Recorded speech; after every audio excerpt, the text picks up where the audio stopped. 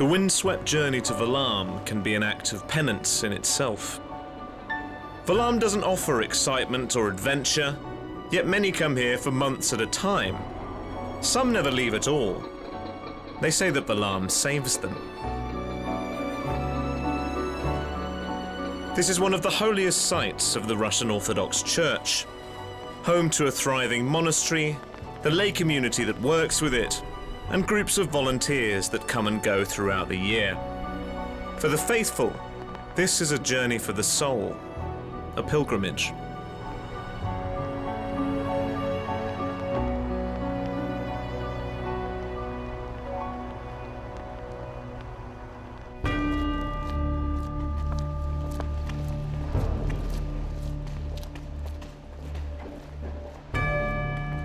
This is the place that has been consecrated to God for almost 1,000 years. People came here 20-some years ago to re-establish the monastic life on this island. They did that believing that Christ is the only source of true joy and happiness in life. That understanding penetrated into everything that surrounds us in the monastery. And people, I suppose, feel that, feel the love of Christ working through people.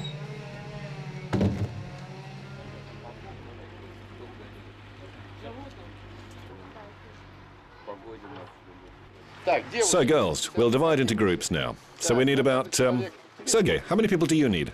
7. 7 people. Who will you choose? 1, 2, 3, 4, 5, 6, 7. 7 people, good. The rest will split into 2. One half will go to the farm, the other to the upper garden. Who's already been to the upper garden? You, okay then. Can I go to the upper garden? I'm allergic to animals. Can I go to the farm? And me, we'll go to the farm. Cows, awesome. I'd come to Valaam with a group of volunteers, men and women of all ages who are here to give something back to God. And in this case, it means hard work. This is the middle of the busy tourist season, and there's plenty to do down on the farm. All right. Come in, come in. Into the chicken coop. It's like into the lion's den. Tak. Can I? Careful, careful. How to hold her? She doesn't know you. Careful. Like this? It's okay? Put her on your hand. She'll sit on your hand. It's a bit stressful for them. Touch her on the neck, like this. Okay, so we...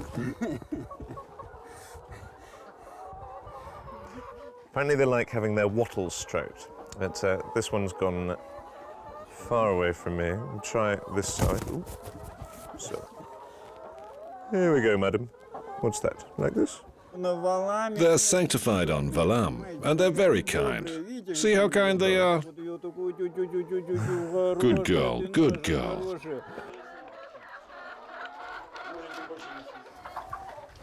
Valaam special eggs. Let's see what the fuss is all about. That's 1, 2, 3. Whether it's the saintly atmosphere or something in their feed, they're certainly fantastic layers. 2 gigantic chickens here, right? Go on then. Up. Excuse me. Thank you very much. 1, 2. Yes, I know, it's not very nice. And that's it. 1, 2, 3, 4, 5. 1, 2. 1 set done. Only another 775 to go. The volunteers come from a huge variety of different backgrounds. Svetlana is a model from Moscow, but she's not afraid of getting her hands dirty.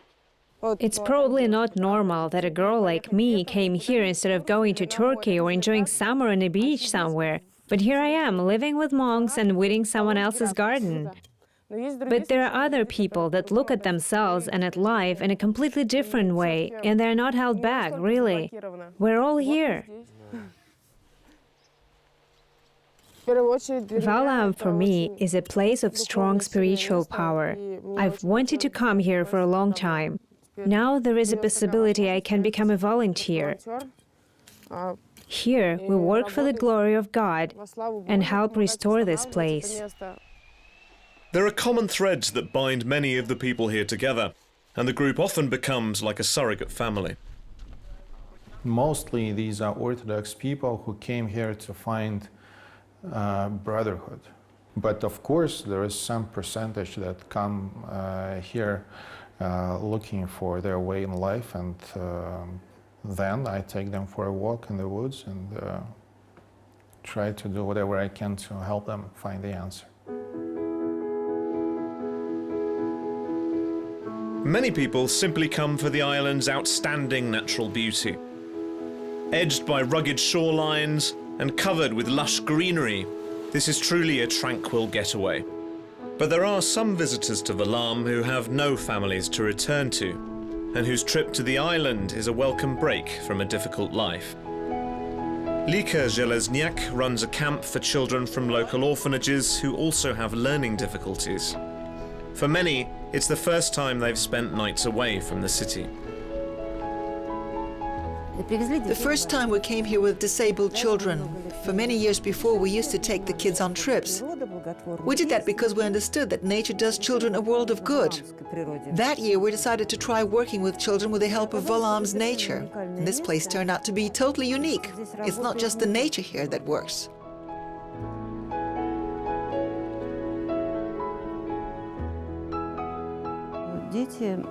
You should bear in mind that these children are from a correctional orphanage. They are believed to be unable to go to an ordinary school because of some mental disability.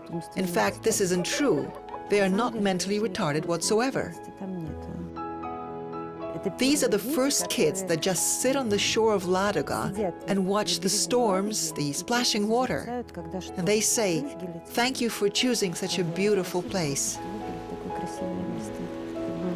It was simply amazing. They feel it. They can feel the beauty. Apparently, they don't have good feelings in their lives. Hardly any. 15-year-old Denise is just one of the youngsters reaping the benefit. This is his second time on the island, and he says it's changed his life. But it's a rocky road that's brought him here. I can't say that I had a good childhood. My dad was an alcoholic. My mom was too. Mom ended up in prison. That's how I ended up in an orphanage. Everything changes as time goes by. At the moment, I have no grudge against anyone. My life has become so much better now. I've forgotten my past. It's no good remembering it. And he's a handy man to have around when you catch something too. Pull it down to the shore. There's a beauty. Woohoo!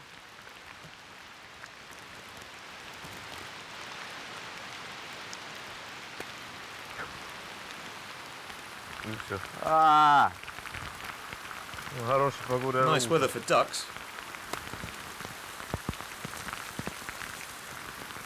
I'm king of fishing! Yes!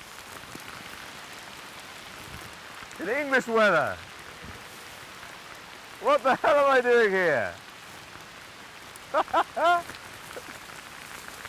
Seriously? Ah!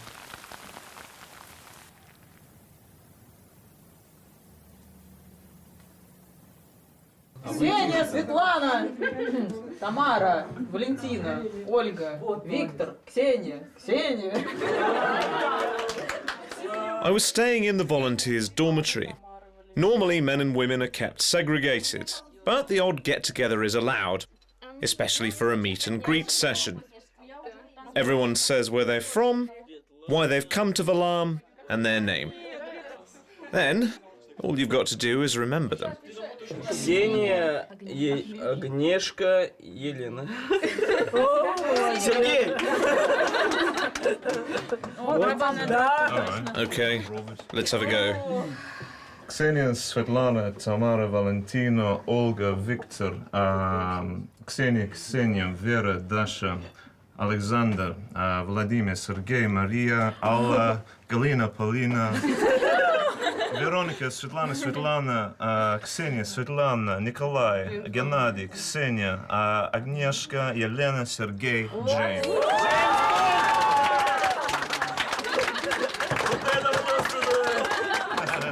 And you said he wouldn't be able to do it. Sometimes it works. Sometimes. Work at the monastery takes us all around the island, along roads that people have travelled here for more than 150 years. Although most of the brothers live in the centre of the monastery, a small selection choose to isolate themselves from the rest of the community, retiring to hermitages where only men are allowed to enter the grounds. The Russians call these places skeets, and they're among the holiest centres of Valaam. Each one is way off the beaten track, and for some of the volunteers, the journey to God has been anything but straightforward too. I used to be an atheist and believed in nothing but science, logic and facts. I was looking for truth everywhere.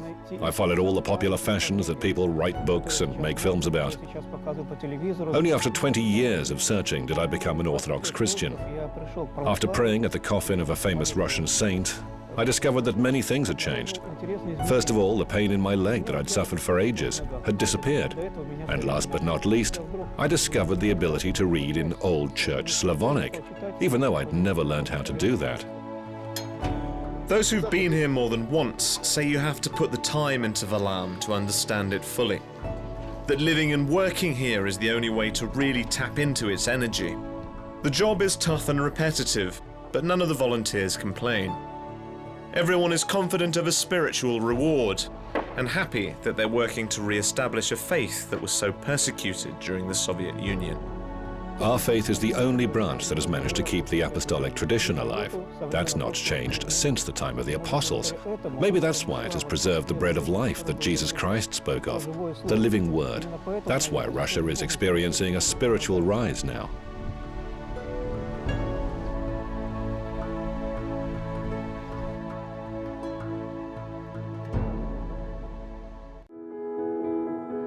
Valaam's pride and joy is its Transfiguration of the Saviour Cathedral, and the sound of its bells draw tourists, pilgrims, and volunteers to worship or to work.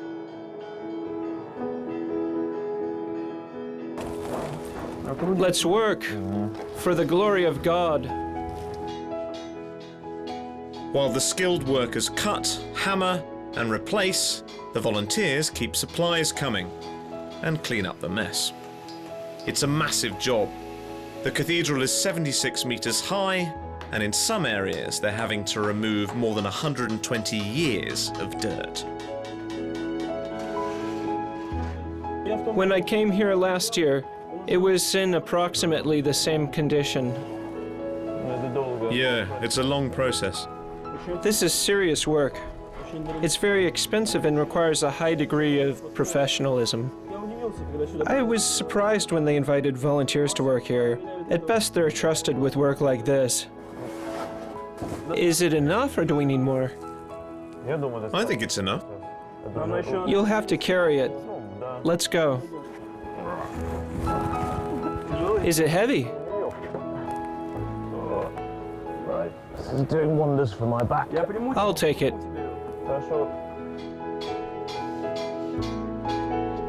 All the waste has to go somewhere, and as Sergei and I are responsible for getting it off the scaffolding as quickly as possible, we need to take the direct route. The bucket and pulley. A primitive transport system, but it works.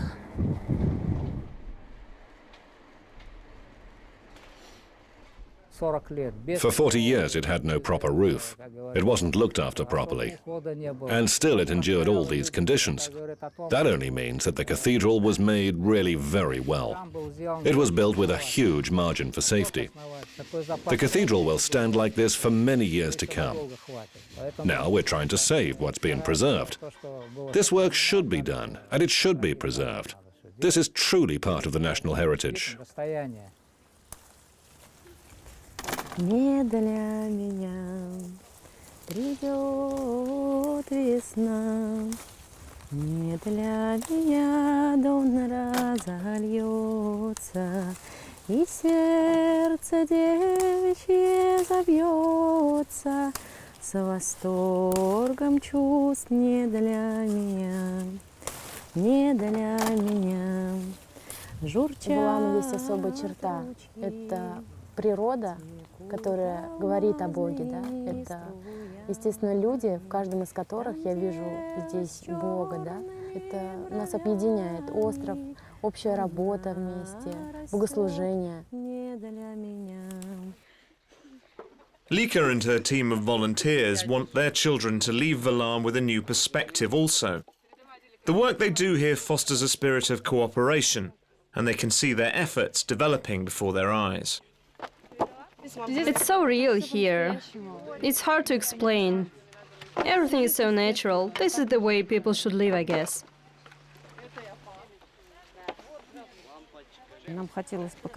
We wanted to show these children that there's a place where they can ask for help in case something really bad happens to them.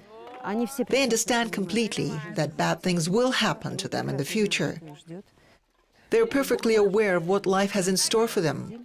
They know that there will be a lot of drug dealers and alcohol, and they understand how hard it is to resist those things. So it's very important for them to know that there is a place where they're always welcome. They should know how to find the way to this place.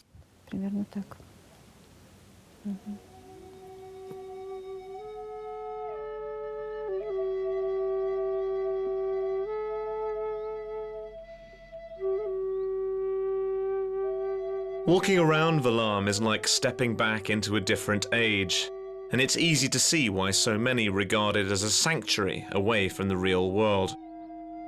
It seems to have a physical and emotional energy, which the monks say is a manifestation of God's grace. It's had such a profound effect on so many that there's even a syndrome named after it, Valaamka, the compulsion to return to the island again and again. And it's not just adults who experience it. My mom first brought me here before I started going to school. I liked it very much, and it's become my favorite place now. Why is it your favorite place? I like it because of its weather, because of the monastery. It feels so good in here. They've got a farm, it's nice to live here. People are very kind. Do you know what you want to do when you grow up? To be a monk. You want to be a monk? Why? It's just what's in my heart. I can't explain why I feel this way. And live here? Yes, I want to live on Valaam. What he truly wants at this point is not to be a monk, but he wants purpose. He wants something pure, something which dignifies him, something which speaks of him as a man, as a human being. People became knights and soldiers for the same reason. I would certainly encourage him.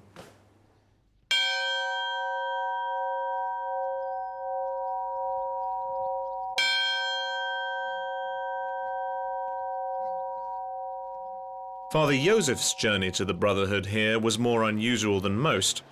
After attending university in St. Petersburg, he spent 15 years living and ministering in the US before retiring to Valaam. He says each monk must earn his place in the monastery. Spiritual pastors of the monastery will decide whether you're prepared to become a novice. You'll become officially a novice and a part of the Brotherhood and spend some time that way. And a few years or maybe months later, if you still decide to embrace this kind of life and people see you as a benefit to the community, you'll be tonsured and perhaps even ordained to the priesthood.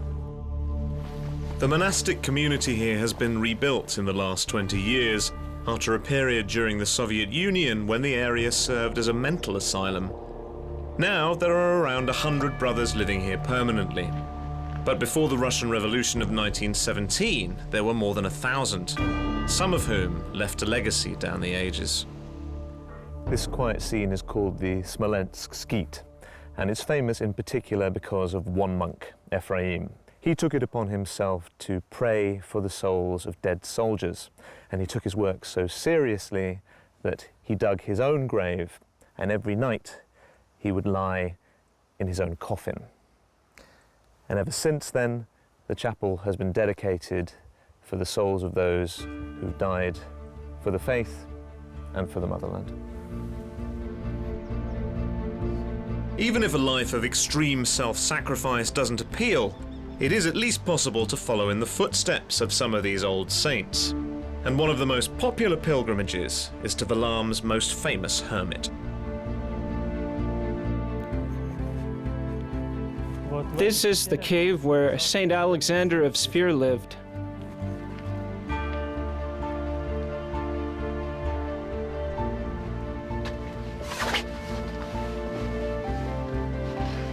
This is the place where Alexander of Sphere spent hours praying in solitude. Here he would make a fire. The stones got warm and gave heat back, so he could spend winters here. He led such a righteous life that he was granted a vision. The Holy Trinity came to him in the form of 3 angels and ordered him to go to the river Sphere and found a monastery there. It is still functional. Excursions like these are part of the joy of Valaam. There's an archipelago of small islands just waiting to be explored, and the landscape always provides some great photos. But many of Valaam's secrets are only revealed in the churches themselves.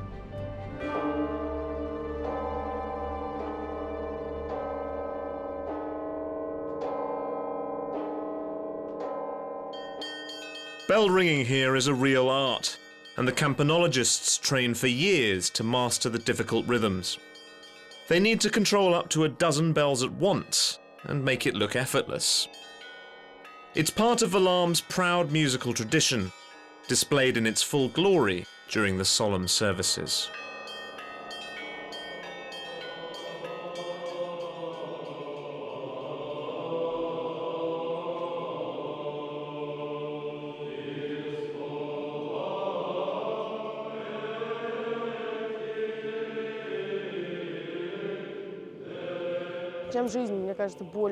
I think we should fill our lives with as many rich and diverse impressions as possible.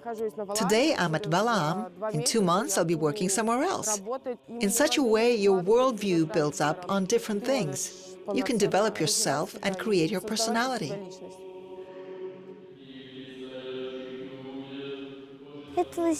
This earth is like a hotel.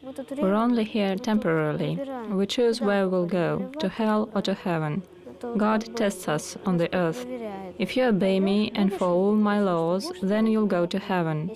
If you don't, then you'll go to hell.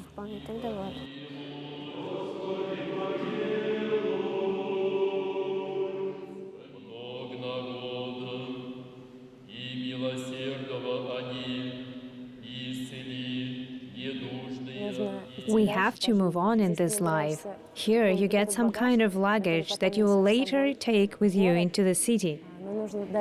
We have to move on, make plans, build families, and realize in your family what you've learned here.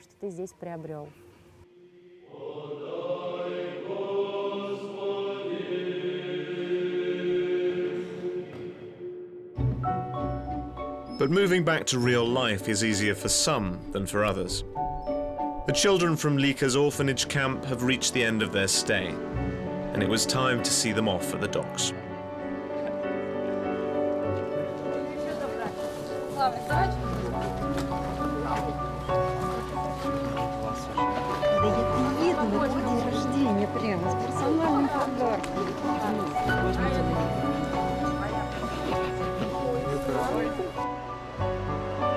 It's clear to Lika that these aren't the same kids that arrived on the island just a few weeks ago. That at least for a while, Valaam has worked its magic and brought a little joy into their lives. But it can't make this moment any less painful.